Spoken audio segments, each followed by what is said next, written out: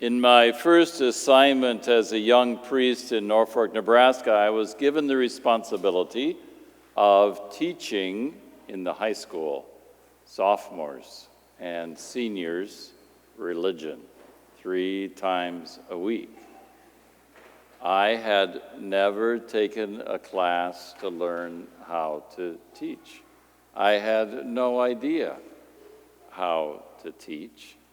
Some of you who went to Catholic high schools had priests just like me, who knew nothing about teaching, but were, here you go, you get to teach. So I went in and taught, and those students taught me a lot about teaching, as well as the other teachers and the coaches. Somehow we learned together. One of the things that I had to learn about was giving tests. I had to give grades, though some students would argue you cannot get a grade in religion. Like, how can you fail religion? Does that mean you're going to hell? Well, I don't know, maybe. And so if you didn't study, you might still get to heaven, but you're going to fail the test. So I think, what was testing for? Was testing for my sake or for theirs? Again, not being trained as a teacher, teachers can probably answer this right away. What is a test for? I thought, well, I have to be able to evaluate whether they know it, and I also have to evaluate me, because maybe I'm not teaching it. And so if everybody gets the same thing wrong, then clearly I didn't teach it right. So then the problem's mine, not theirs.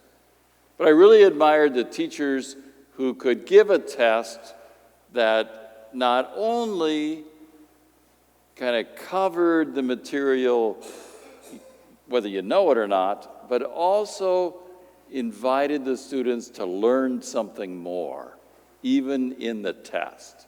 That the test itself helped them make a leap forward. And I thought, that's really cool.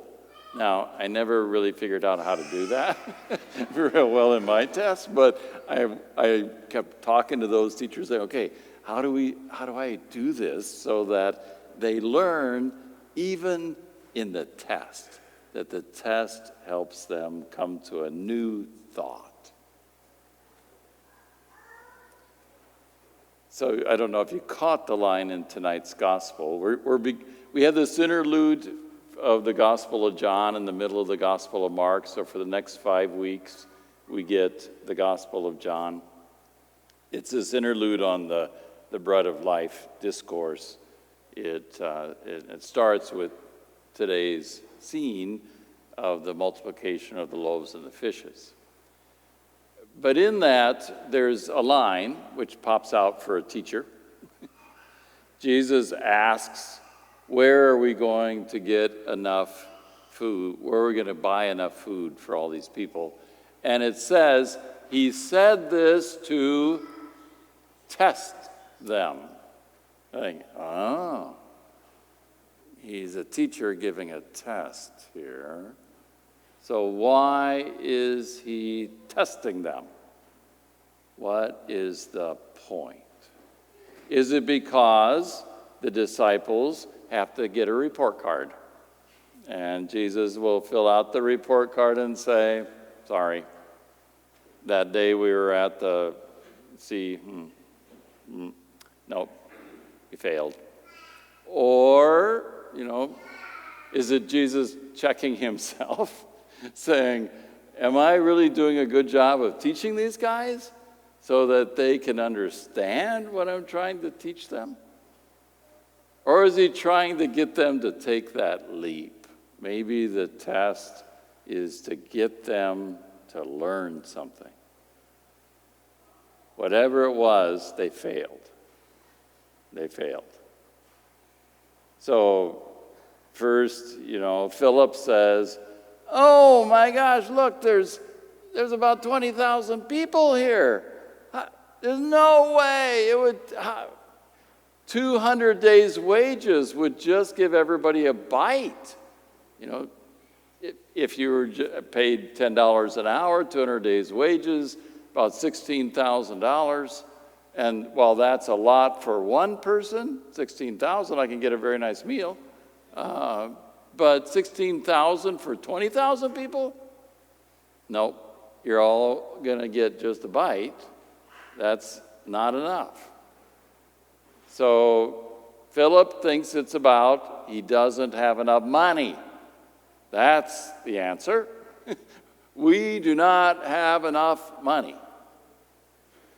And then Andrew pipes up over there, just to make sure that the point is very clear. Well, Jesus, there's a boy here with 5 barley loaves and 2 fish.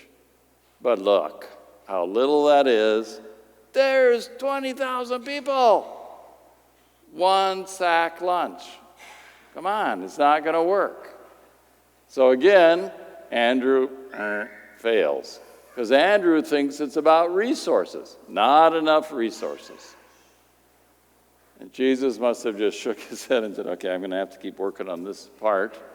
They clearly do not understand who he is. Jesus said, he didn't say, where are you going to get enough? He said, where are we going to do this? And their answer should have been, whatever you want to do, Jesus, you can do. And we're going to put our trust in you and not in us. Because we don't have enough. We never will. The demands are bigger than us. Always. Jesus is trying to teach him this lesson that he is enough. And so he gives him that job at the end.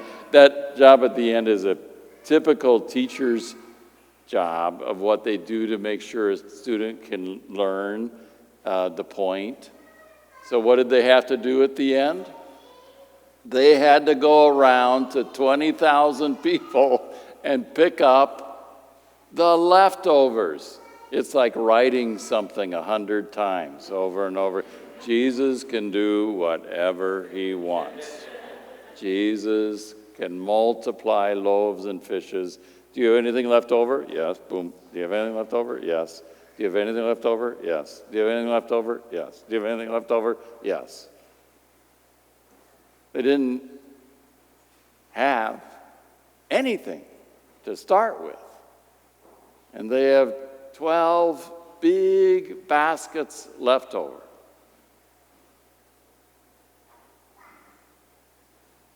So, if Jesus is giving you the same test today, what is your answer going to be? When Jesus taps your heart and says, I'd really like you to do something. Something, someone, somewhere needs your help. Tap, tap, tap. Can you do it? Or do you answer the test just like Philip and Andrew? That's a great idea, Jesus. That there's really a need there. But I don't have enough money. I cannot make a difference here. That's a great idea, Jesus. Somebody should do that. But look, I only have my little sack lunch. Look, I only have my little bit of resources. Look, there's only little me. There's not enough. I can't do anything, Jesus. Sorry.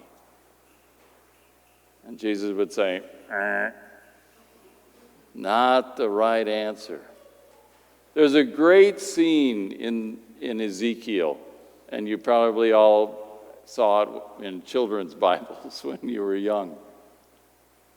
In Ezekiel, God takes him out to this big plain where the plain is full of bones of human beings just filling this whole big plain.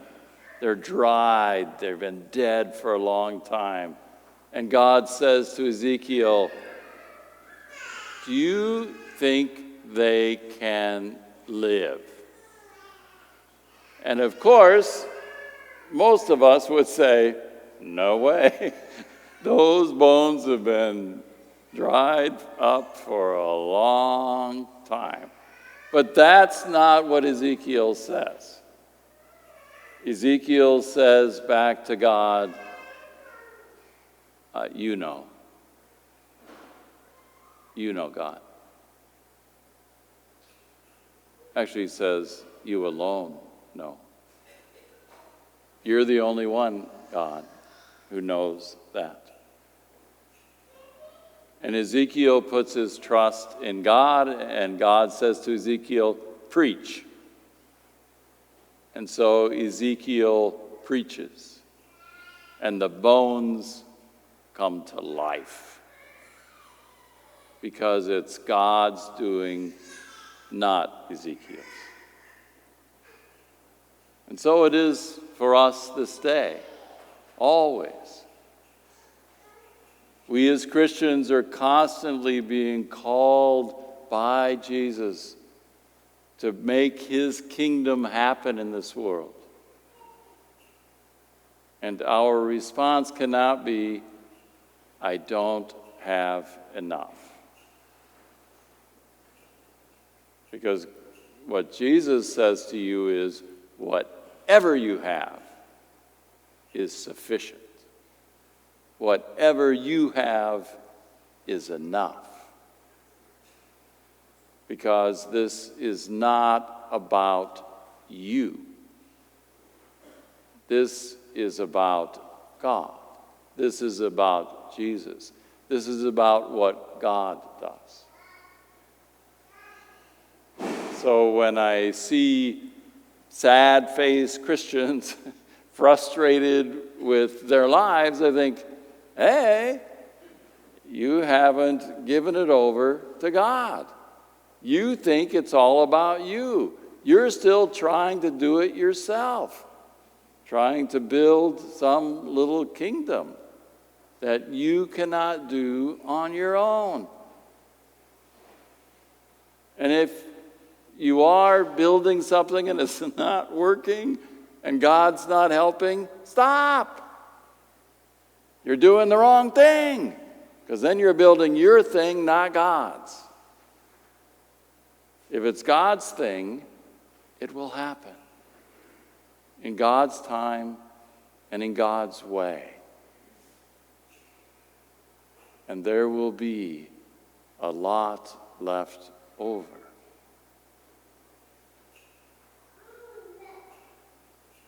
So when Jesus decides to give you a test, as he does to all of us, give him the right answer.